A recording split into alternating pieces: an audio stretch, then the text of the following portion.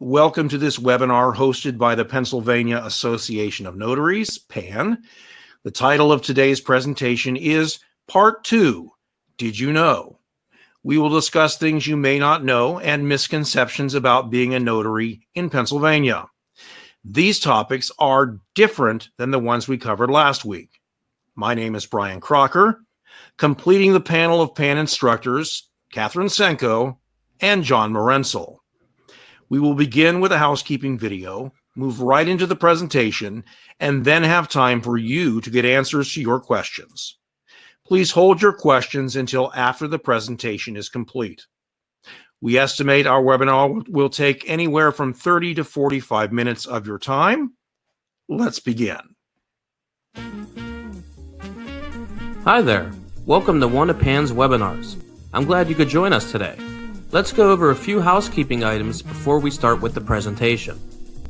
Before we start, we recommend using Google Chrome or Mozilla Firefox for your internet browser when participating in our webinars. Those seem to work best with connection and functionality. If you don't see the chat box on the right-hand side, make sure you click on the three white dots in the red box. That will expand the chat box onto your screen. Make sure when you're sending a message in the chat that you set it to send to everybody mode. Also, if you're asking a question, make sure it's set to Q&A mode. Next, you will want to make sure you check out the Files tab. This is where we will have files available to download for you. You can find the files by first making sure you click on the word File. Then, you will click on the up arrow on the right. That will expand the File tab up, where you will see all the available files. The same steps you just did to find the files, you will follow to find the weekly Icebreaker poll. This is just a fun poll we like to throw together each week to get the webinar started off on the right foot. You will see at the top of the chat box, in yellow, a sticky note with the instructor shared email address. We will put this email up usually about 10 minutes after the webinar starts. You can email us if your questions didn't get answered. And lastly, if you're having connection issues throughout the webinar, we ask that you do not contact our customer service team. Unfortunately, they cannot assist you when it comes to connection issues in the webinars. What you can do though is, click on the reconnect button at the top of the screen. This usually resolves any lag or freezing of your screen.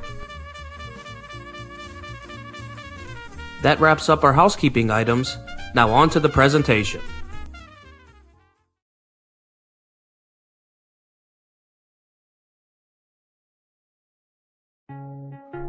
Welcome to part 2 of PAN's video called, Did You Know? In this video, we will again cover things you may not know and common misconceptions about being a notary in Pennsylvania. Did you know the venue reflects where the notarization is taking place? Some notaries believe that the venue needs to reflect the county where they were sworn in at, when in fact, the venue needs to be where the actual notarization takes place. An easy way to remember the venue is to look down at your feet. What county are you physically standing in when the notarization is taking place? That will always be your venue. Some documents will have the incorrect venue on it. In this case, the notary is responsible to correct it with your customer's permission. You will put a single line through the incorrect county and next to it, write the correct county. You can initial the correction if you like. Did you know you can put your stamp vertically on a document? On some documents, you might not have enough room to put your stamp down normally. In this example that we see here, the notary placed her stamp down, but didn't make a clean, legible print. The notary is going to need to put another stamp down. Since there's not enough room for another horizontal stamp, the notary is going to put her stamp down vertically, since there's enough room on the side. Did you know you cannot notarize a document where there are blanks left in the customer's portion? The proposed regulations for the Notary Law states, a notary public may not perform a notarial act with respect to a record which is designed to provide information within blank spaces when either of the following circumstances exist. Take a few moments to read those circumstances, starting with number 1.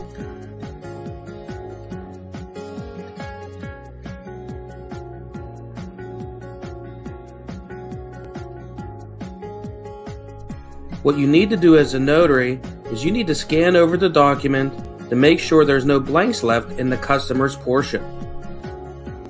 If there are blanks left, you will need to point those out to the customer. You will then either have them fill in the blanks with the information that should go in there, or if there's no information that will be going in there, the customer will want to line through the blanks or have them put NA in the blanks, then have them initial near it. Did you know you're responsible to possess your notary journal or journals until you are no longer a notary? Under the Revised Uniform Law on Notarial Acts, or also known as RELONA, it states, "The notary public shall deliver the journal of the notary public to the office of the recorder of deeds in the county where the notary public last maintained an office." You will need to do this within 30 days when you would expire and not renew, when you would resign, or when your commission is taken away from you. Did you know you can notarize any document that contains proper notary wording? This includes Pennsylvania car titles. You'll notice here in Section A of this title, it's asking for the Notary Act verification on oath or affirmation. Even though you could notarize this, PAN highly recommends staying away from Pennsylvania titles unless you are familiar with the duties and responsibilities that come along with notarizing a title. One mistake on that title could cost your customer money to get a duplicate title and could potentially fall on you. And even if you would notarize the title, the customer would still need to visit a PennDOT agent to finish and submit the paperwork to PennDOT. Only contracted agents with PennDOT can get these necessary forms to apply for title and registration. It's easier and safer to just let the PennDOT agent handle everything at once. If you want more information on how to notarize a PennDOT title, check out this video on PAN's YouTube page. A link to our YouTube page can be found under the helpful links under the Files tab. As always, thanks for watching. Okay, we're opening up for questions now. Joanna, I'm sorry your first two trainers told you incorrect venue. It is where you are standing, not where your commission is, and I'm glad you were doing it correctly.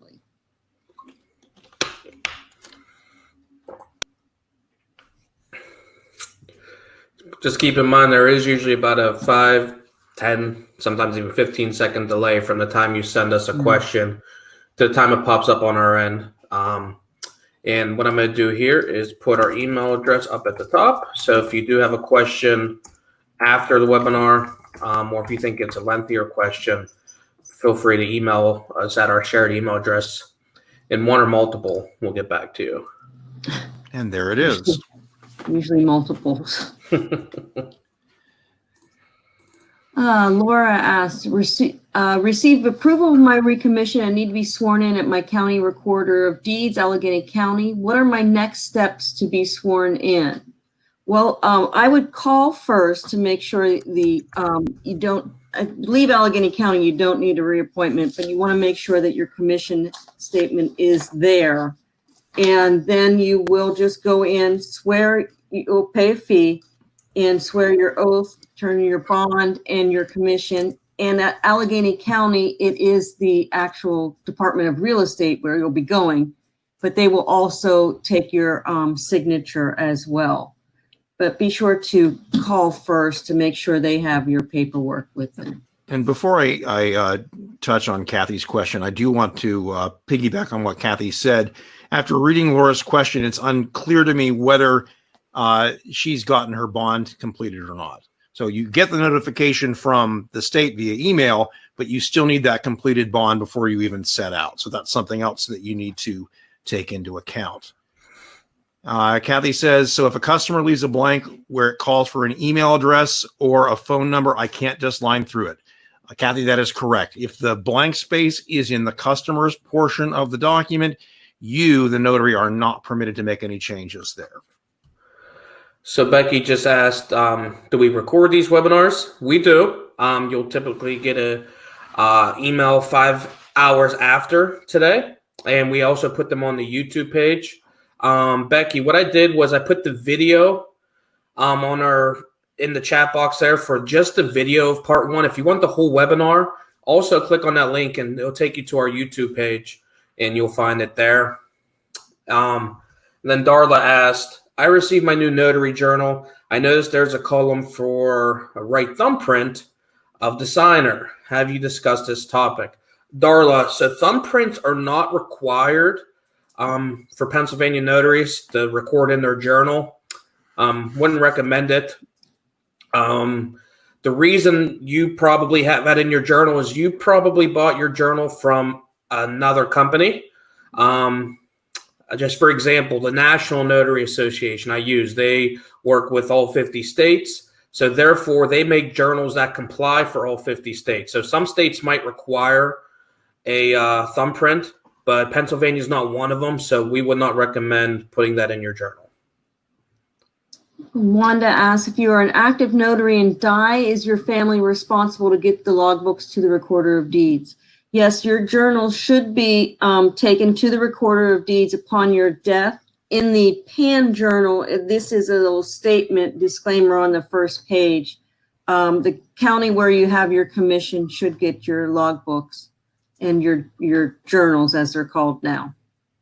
And Celise wants to know if she can notarize for people she knows. Absolutely, Celise. In fact, you can use personal knowledge to identify your customer when it's somebody you do know. The one thing you do want to be careful of is this. The way the law reads, you cannot notarize if you or your spouse has a direct or financial interest in the document or in the transaction. Something to keep in mind. All right, so Alyssa just said my computer froze the entire presentation. That does happen. We will have a video for what we just played. That video will be on YouTube after this ends. I'm going to make it public so everybody can see it. So you can go back and watch it, Alyssa, or just wait for the replay. You'll be able to watch it on there. And then Diane just says, I didn't realize you could add another stamp on the same document you notarized if the stamp was not clear the first time. I just thought you had to do a whole new form. Thanks for the tip. Yeah, that's whenever the document, or excuse me, the stamp is not a clear legible stamp, you want to make sure you put another one down. And what I would recommend, Diane, if you come in that situation, when you get to your journal entry, maybe make a note of that in your remarks section. Just note that you place the second stamp down due to the first one being illegible. Happened to me yesterday. Look at that. Okay.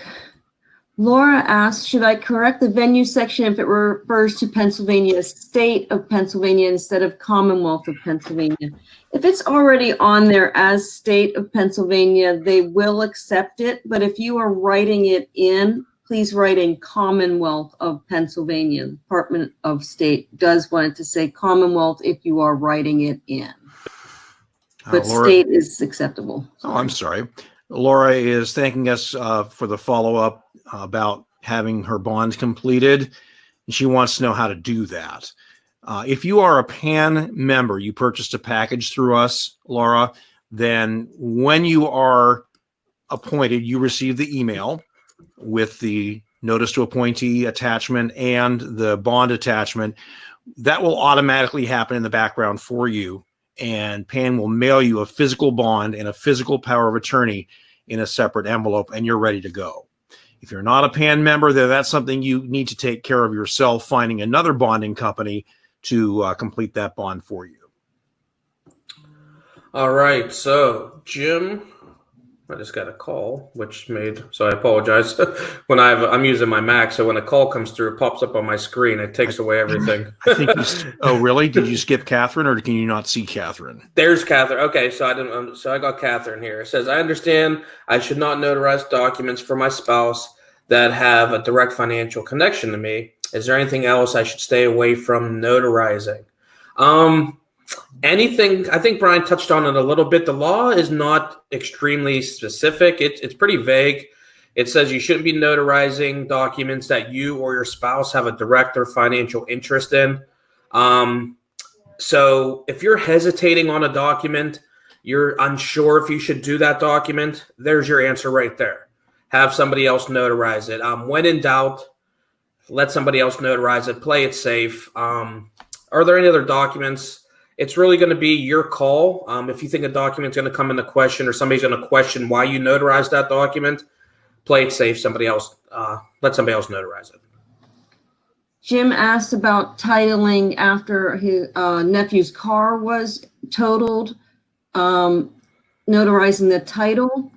Again, you can notarize the title, but we recommend at PAN that you stay away from that because it can be very easy to make a mistake or deface the title, which would cost him some money. Do either of you want to piggyback off this? I'll piggyback off that just to play it safe because, Jim, there's also a chance that they're going to be applying for a non-repairable certificate if the car was totaled. And that's something that you would rather have a PennDOT agent handle. Play it safe.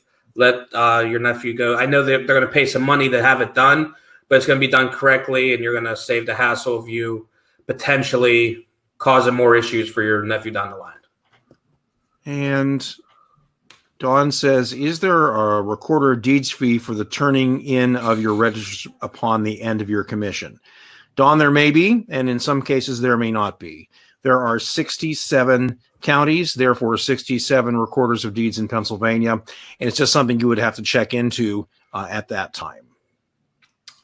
All right, Cindy asks, in rare instances, we have a Mennonite person who does not drive or does not carry a photo ID. What do I use for acceptable ID if I do not know the person?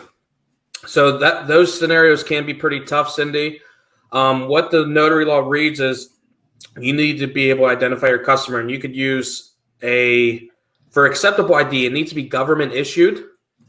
That's current, so it can't be expired. It needs a signature or a photograph. So it doesn't need a photograph. So, for example, when we talked about this prior webinars, and I know we're going to touch on it again, but technically by law, a social security card could be accepted because it is government issued. It doesn't have an expiration date, so it means it's current until that person passes, and then it does have a signature on it. Would I accept that by itself? Me personally, I wouldn't feel comfortable, but there are rare circumstances if I could piece it together with other information, and I know without a doubt that social is to my customer, then I would do it. But there is another circumstance where you could use a credible witness. That's whenever a person is vouching for who that customer is. But when you're using a credible witness, it's important that no IDs are involved. The credible witness is acting as a middleman. So you, the notary, need to personally know that credible witness, and then the credible witness needs to know your customer. So that could be a rare circumstance where, it doesn't happen very often. So you get in the pickle in some of them situations. Lori asks, what if you were a notary prior to Rulona and your commission lapsed and you didn't turn in your notary register to the recorder of deeds? There's nothing you can do about the past now, but if you do have your old books and you do lapse, then you do want to turn them into the recorder of deeds at this time. All right. And Mary asks, I did not see the beginning of the video. What is acceptable if your stamp accidentally touches other print? I hate to say this, but it honestly depends, Mary, on what document you're working with and where it's going. I shouldn't say that, but I need to. For example, PennDOT has set you up to fail. And I'm not trying to be negative, but on a Pennsylvania title, for example, right in the middle of the block where they want you to stamp, it says stamp here. So when you stamp there, you're touching other print. Other documents give you more space. Sometimes they don't. Sometimes it doesn't matter. I mean, the law really does want you to have that stamp free and clear of touching signatures or any other print, but in many cases, it's just not possible. So if you're working with a real estate document, for example, and your stamp touches other print, it goes to the recorder of deeds. For that reason, the recorder of deeds may very well just reject the document, turn it away. So in a case like that, the recommendation would be to start with a new document and try again. All right. So Celeste asked, do you still use your raised stamps? So when Celeste says raised stamps, I believe she's talking about the raised seal, which is the embossing seal. And that's something we actually touched on last week. What I'm doing, Celise, is I'm putting a video in the comments. Again, it is the video from last week, and it will touch on the embossing seals. Short answer, it's not required in Pennsylvania, but there are a lot of notaries out there that use it because there are certain scenarios that it could help the document. If the document's leaving the state or the country, or if your customer asks for it, you can put it on there. So in that video, it's going to explain circumstances when you might use it, but in Pennsylvania, it's not required.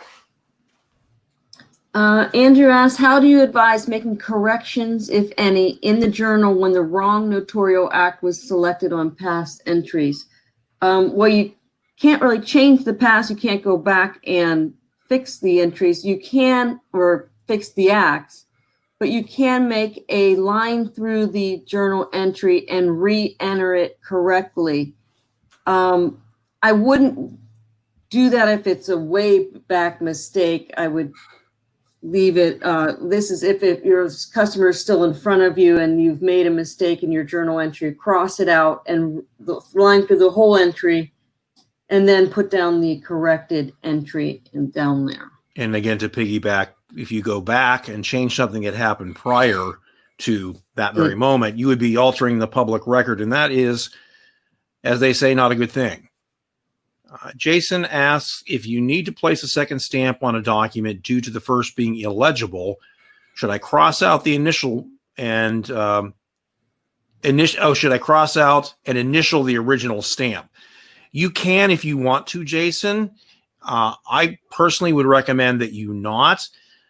The more that's going on a document, the more confusing it can be. I think if it's illegible and you stamp again and it is legible, it should be obvious to anybody who looks at the document that that's why you stamped again.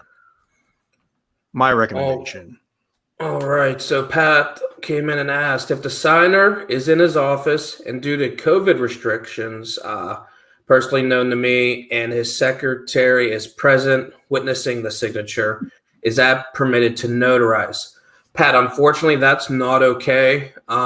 Right now, in Pennsylvania, all 67 counties are in the green phase. So you are allowed to notarize in person recommend you follow health guidelines and, social distancing methods, that's for sure. But you can notarize in person for your customer. So if you're going to be notarizing for the signer, if you're not a remote online notary, you need to have that person in person. You need to either watch them sign or confirm their signature, but they need to be physically in front of you. Personal appearance cannot go away. Jim asks, may I notarize a township hold harmless letter for my client and the buyer of a new home? You can notarize as long as that has the notary wording on it. I'm not familiar with that exact type of letter, but as long as it has notary wording on it and you perform the notary act according to that statement, then yes, you can notarize it. Karen asks, I see the affidavit has been removed from the new books as an act. Which act is to be used in place of it?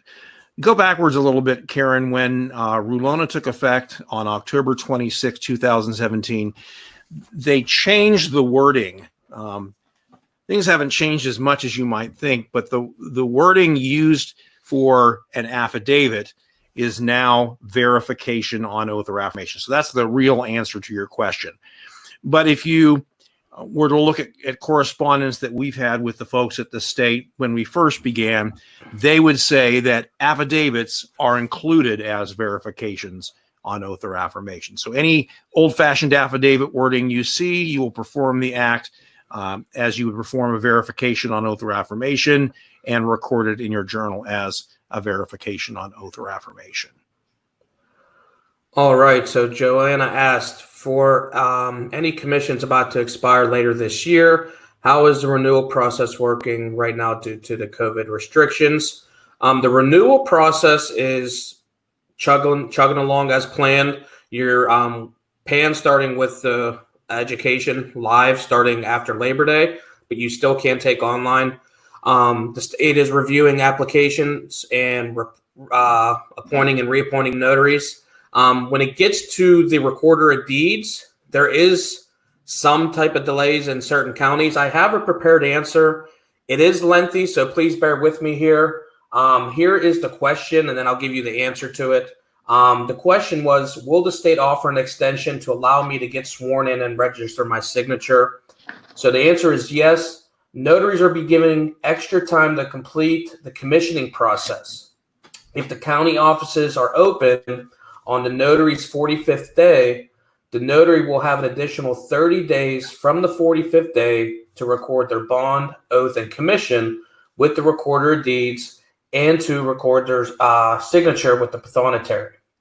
In the county offices, if the county offices are closed on the notary's 45th day, which could be a possibility, the notary will have an additional 30 days from when the county offices reopen to record their bond, oath, and commission with the recorder of deeds and register their signature with the pathonetary.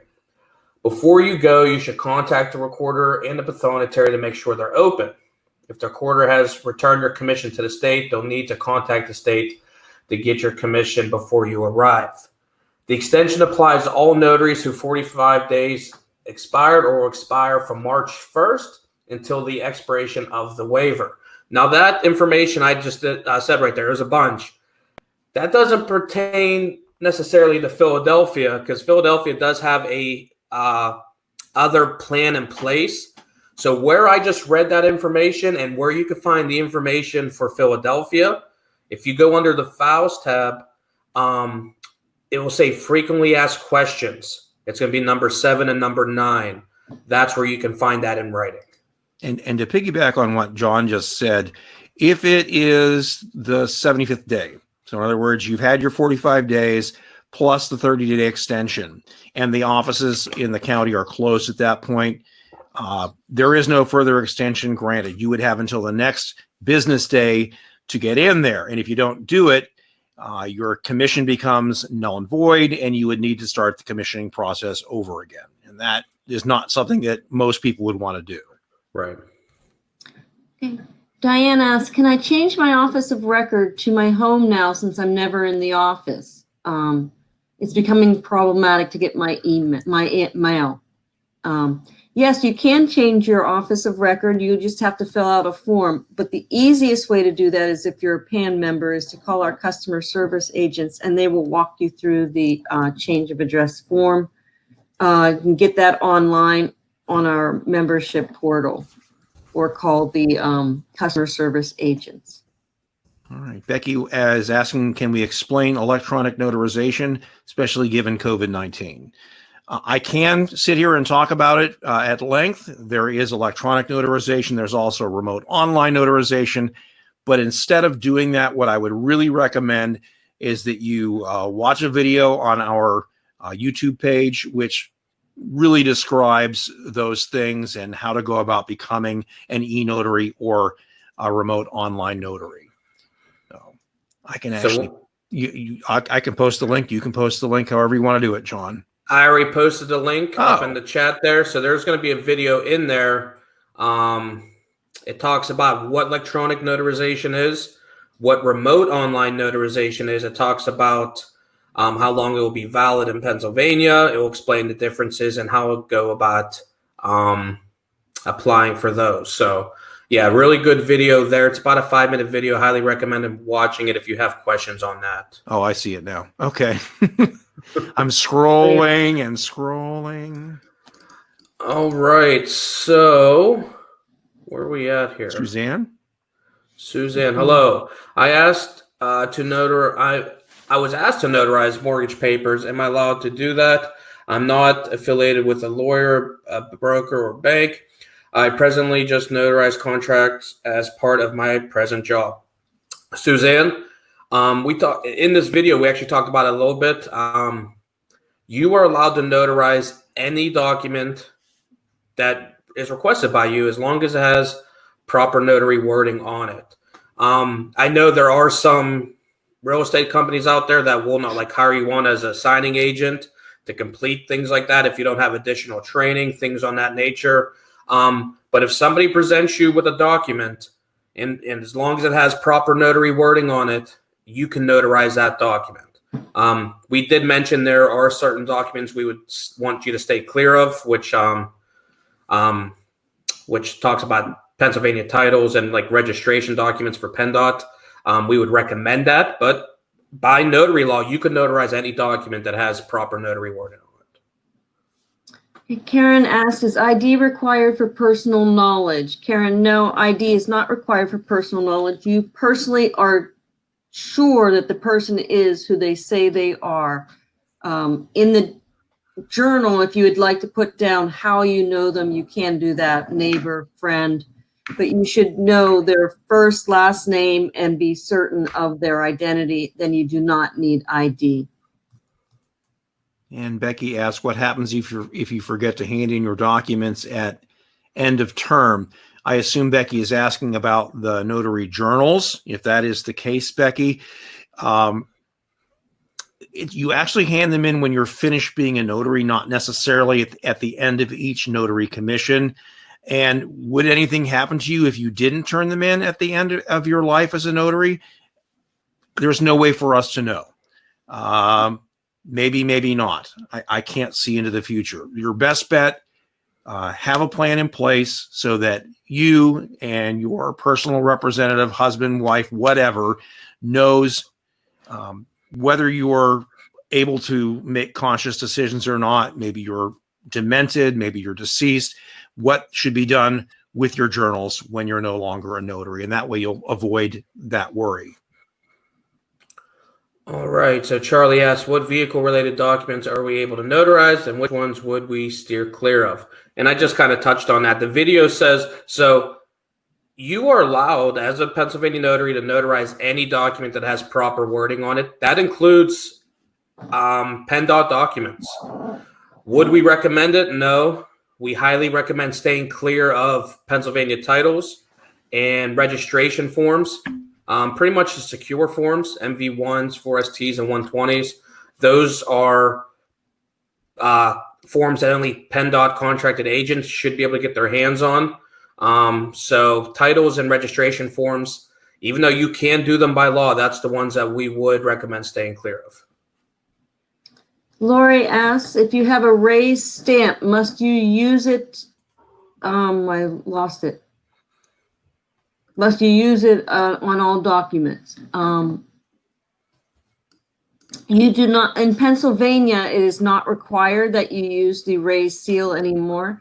If you are going to use it, make sure you use it in addition to your official stamp, not in place of your stamp. And if you do use it, it may be good for documents that are going out of state or out of the country, or if your client asks for you to use it. But otherwise, it's not required in the state of Pennsylvania if the documents are staying in the state. And the reason I look so concerned is I'm reading Robert's private question. I'm trying to think.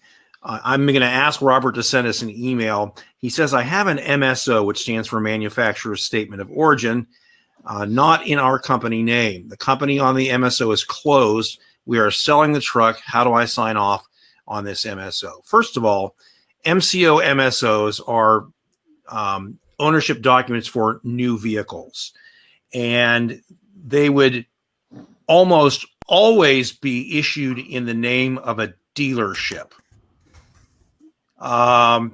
So if it's been assigned from a dealership to another company and that company no longer exists, there really isn't anything you can do at this point to reassign it unless you are also a dealership. Do you have any thoughts on that, John? No, yeah, that's something that we would definitely need to dig a little bit, Robert, because you need to, I'm guessing there's going to need to be proof that they closed, but it needs to be in your name. I mean, that's going to be a tough situation, Robert. So we're definitely going to need to research it on the back end. Email us and we'll try to get you an answer. Send us a scan of the front and back of the MSO, and we'll take a look at it. Yeah, I agree. Pat, how do I obtain the remote notary? In that video that I posted, the link is right above, about 4 comments up. there's going to be an explanation on how you apply, what steps you need to take. It's important. The first thing you do is become electronic notary first. And then once you do that, you'll go through one of the remote online notary approved vendors. You'll need to sign up with them so you can use the technology that they'll offer you. And there are fees involved. I can't get into the fees because every company's different, but that is something, if you want more information, watch that video because it is going to go over steps. There are multiple steps you'll need to take there, Pat. Laura asks, recently because of work from home, with the company proposals being emailed versus original documents submitted via US mail or courier, could it be okay to add the stamp and my signature to a PDF document after it's executed by the person being notarized? From what I understand, you're asking is the person signs the document, then emails it to you and you notarize it, and that is not okay. You have to be within the same room as the person. There has to be personal appearance with the person who is signing the document and you who are notarizing the document. That is, if I understood that correctly. All right. And Jim sent a document to our email. He said it's a hold harmless letter. He says there's no notary wording or venue on it. What would the notary need to do? There is a great webinar that we had a few weeks back called What to Do When There Is No Notary Wording. I highly recommend that you take a look at it. Once again, that's posted on our YouTube channel. I see John diligently at work copying the link to that one. So he'll post that in the chat box. And it's a process. You need to ask the customer what they want. If they can't decide, you need to refuse service. If they can pick a notary act, then you perform the notary act that they ask for. That's the short version. Yep. And I did put that link up, and so it should be the first thing you see up on top, the No Notary Wording webinar. Fantastic presentation. Yeah, a lot of good questions and answers. So yeah, definitely check that out. Celeste asked, will they offer the notary test online? So for first-time notaries and notaries that have let their commission expire, there is a notary exam when you're going through the process of becoming or renewing for some people. That notary exam is not done online. It goes through a third-party company called Pearson VUE. That's the company's name. And they have testing locations throughout the state. Some counties have multiple locations, but you would need to go on their website. When the information's emailed to you, you'll type in your zip code and you'll pull up the testing centers closest to you. Okay, Suzanne's thanking us. They just cannot reach the attorney today. She was the mortgage documents. You can do those. And Becky asks, can a notary execute a document for both the client and for the company I work for? We are filling preemptive lien waivers and some of our subs don't have a notary. Yes, I don't see a problem with that. You can do it as long as there is notary wording on there and you're not affiliated with, well, you don't have to be affiliated getting any benefits from these. There's no problem with doing it for both. Yeah, just to piggyback, I would just make sure, Becky, like Kathy said, it's okay as long as you're not signing on behalf of the company. Yeah. I would say you're perfectly fine. You could be the notary for both scenarios. I'm wondering, and maybe your question has to do with director of financial interest. There are some exceptions to that. The director of financial interest, I don't have them at my fingertips, but if you send us an email, we can send those exceptions to you if that is the nature of your question. Patty wants to know, is there still a place on Pan's site to be listed as a notary in my area that is available? Yes, there is. I would contact customer service and let them know of your interest. Looks like we're caught up on questions. That's amazing. It is. Usually doesn't happen on the morning Thursday. So yeah, so at this time, we'll give it a few more moments just to play it safe. Yeah, because there is that little bit of a delay, but definitely grab our email up at the top if you do have a question after the webinar. It's easy, 5 minutes when we close, and then you come up with a question. So don't hesitate to email us. We'll be glad to help you out. We still have our rolling in. files out there too. Yeah, I'll say the Interested. files. Yeah. Helpful links and frequently asked questions. Frequently asked questions updated for this week. The helpful links is the same as last week, but nothing has really changed. All right. So Michelle says, I understand we cannot notarize for personal or spouse gain, but can we notarize for our children if they will receive a financial benefit? I'm not an attorney. I'm going to tell you that right from the get-go. That's going to be more of a legal question, but I'm just going to take an educated stab at it. This is not a yes or a no. My gut instinct, I would say, would be no personally, for the reason of being is, worst case scenario, if your child does gain something and then something would unfortunately happen to that child, you would be the beneficiary of the child. Therefore, you could gain from that.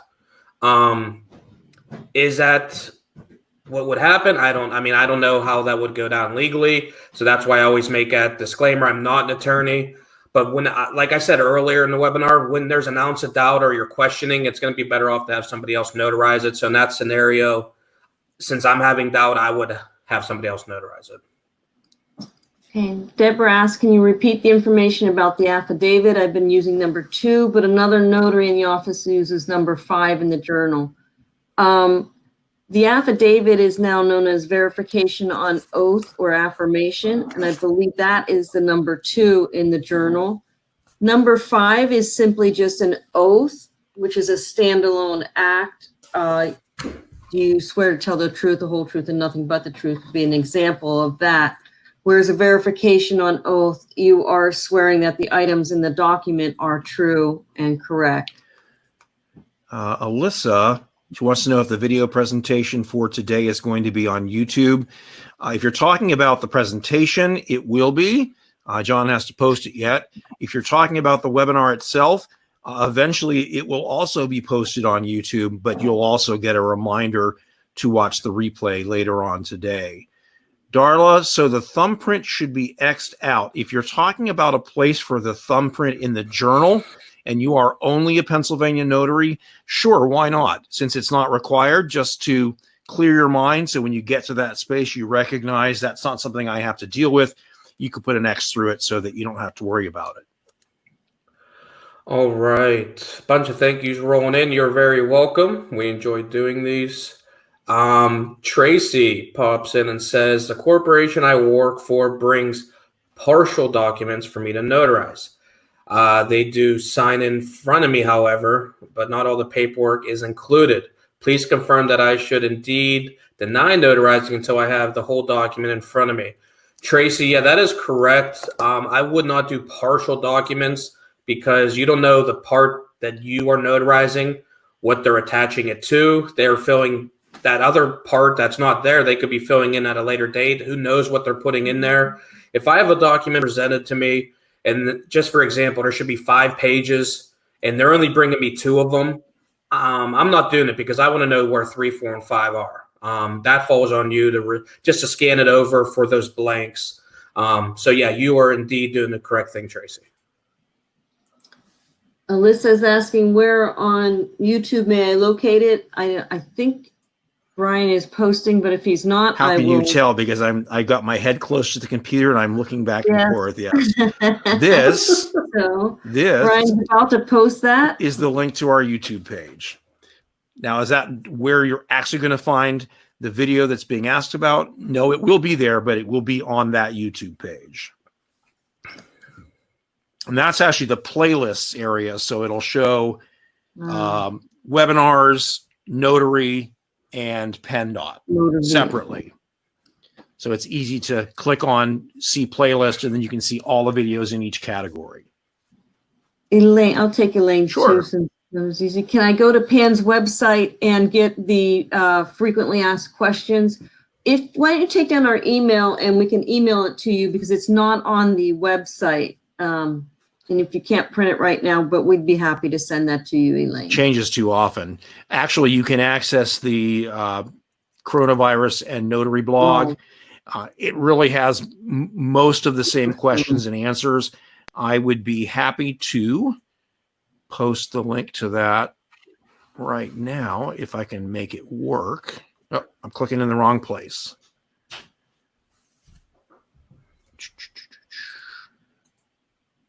Yes, the mouth noises are necessary when I'm doing stuff like this, by the way. So this is the link to our blog if you want to look right now at the Q&A. But yes, we will email you the printed Q&As if you'd like. All right, so we are caught up again. We still have a pretty full room from when we started, so I know people are still here. If you do have any questions, please go ahead and send them in. We'll give a few more moments just to make sure we don't miss anything. We're at the 45-minute mark. Brian anticipated it would take about 30 to 45 minutes, so we're pretty much right on cue, and we're caught up.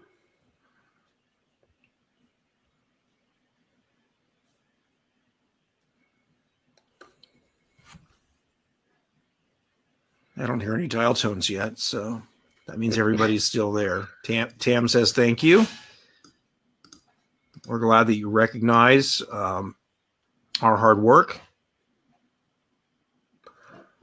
Last week there were forms to download under the files tab, and this week I don't see those files. Are they still available?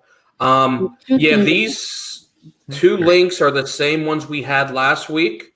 Yeah, Questions under the are files, updated. Yeah, the questions are updated for this week, but they're the same files. Yeah, the only thing we had last week was the FAQ page and the helpful links. Yeah, there were no additional documents. A couple of minor changes to two of the questions. So they're shared, so I'm not sure why you're not seeing them. But again, if you'd like the ones from this week, you can email us and we'll send you back the files that we're sharing this week. Jim, yes, that is my voice on some of the PAN tutorials. Yeah, the more recent ones have been me. Yeah, I would say there was a older instructor, Heather, which I don't think I have a female voice, so you will definitely be able to tell the difference between She's not us. older; she's not working here anymore. Well, an older instructor. Oh yeah, my gosh! No, I'm emailing her and telling her she is 2 days older than me. Yeah, so 2 she whole is days. older. Yeah, she's an April Fool's baby. That's true. Uh-huh. What does Charlie say? Charlie says, I have my pre-Rulona journal. Should I put a line through all of the blank pages and make a notation in the front of the book? You can do that, Charlie, if you are intending on starting a new Rulona compliant journal as a way of, indicating I'm not going to use this journal anymore. That is one thing you can do, but don't get rid of it. Store it until you're no longer a notary. I took someone's turn, didn't I? That's fine. Are the webinars recorded? Yes, they are. And they will show up on our YouTube page about 5 hours after they start. Kathy said, she told me to have a great vacation. That I could do for you, Patty. Thank you. I see a whole bunch of thank yous rolling in. You are welcome. Please keep these going. We plan on it. Cindy, we do plan on going back on the road after Labor Day. That's when we're starting back up. At least that's our plan. We're gearing up for that. The webinar's we're going to try our best because we will have a full plate, but we want to keep doing these because we've gotten great responses to these. I think Jim's making a bold comment here. You do a great job, and I love all the hair you have. And he has a laughy face. I wonder what that's about. Our characters in those videos, I don't know if you're talking about the videos. Yeah, I always represent. Maybe that. But in here, yeah, me and Brian, we don't. I'm the chubby guy wearing the pinstripe suit. I was trying to find a character that would represent me better, but I like that one, so I picked him. Chris asked, was there a link to a printable form for witnessing or attesting a signature available to download? Yes, there is on the PAN portal and website.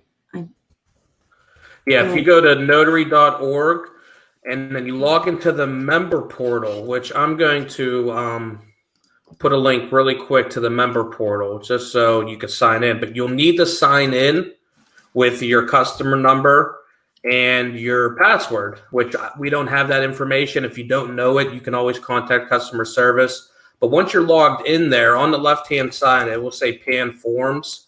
You can click on there, and there's a whole bunch of downloadable PDFs, which include the witnessing or testing a signature. You have your verification on oath, your acknowledgement. So a bunch of handy forms that are PDF fillable.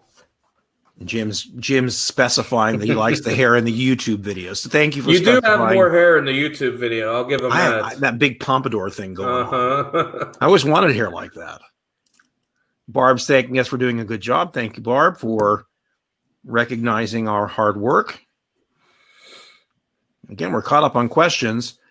We have the room for another 9 minutes. We're not going to sit here and stare at the camera if we don't need to. So if no more questions come in the next 30 or 45 seconds, we're going to go ahead and let you know that we're finished and tell you to be safe and have a good weekend. John said, "You're welcome, Tricia."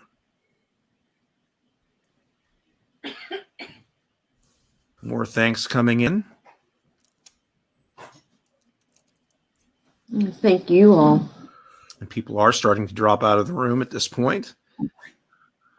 You're welcome, Patty. We enjoyed doing them. At first, we didn't know what we were getting into. It was kind of new to us. As time gone on, we start joining more, and we enjoy coming up with different topics. That's for sure. It was a strange new world for all three of us, I think. Yeah, we're used to that canned online or the canned video or the comfort zone of the live seminar, but this was very different for all three of us, I think. It's fun. I think we're finished with questions. Yeah, so have a wonderful day, folks, and I hope you all stay safe, and have a great weekend. Thanks, everybody. Thank you. See you next time, not next week. Bye, all. See ya.